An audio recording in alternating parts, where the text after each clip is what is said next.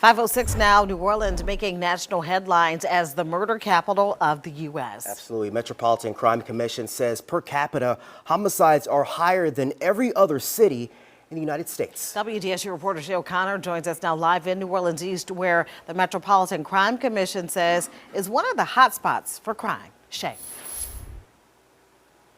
Gina and Darrell, that's right. NOPD, as we speak, investigating a double shooting that happened here at Digby Park in New Orleans East. I'm told a 14-year-old and a 17-year-old were shot. The 17-year-old dying from his injuries right here. His body was found inside of the park, just steps away from a school.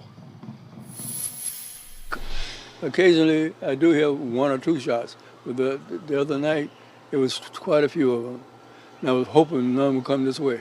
Two teens the victim of another shooting here at Digby Park in New Orleans East. Ernest Bell Jr. says the crime has gotten way out of hand. It's a fear. You never know if you're going to come back home, the way things are now.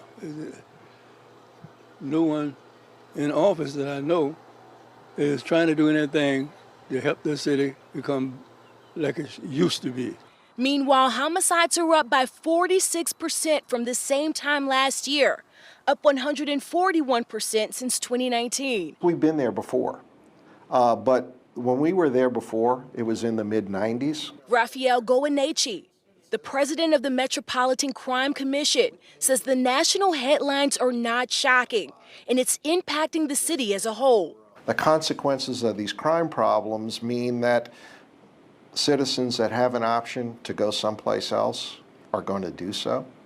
It means that some of the groups that are responsible for recruiting businesses to come here and recruiting tourists and conventions to come here have a tougher sales job now. Goeneche says 50% of all violent crime is happening in two police districts, New Orleans East and Central City. If 50% of the violent crime is concentrated in two police districts, and there's 8 districts, and you can reduce violent crime by 50% in those 2 districts, you're reducing violent crime by 25% in the city of New Orleans.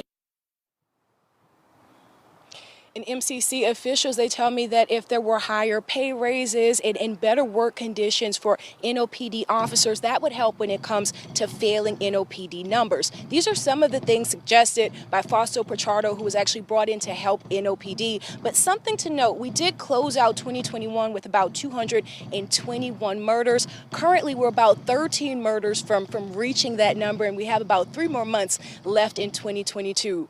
Reporting live from New Orleans East, Shay O'Connor, WDSU News.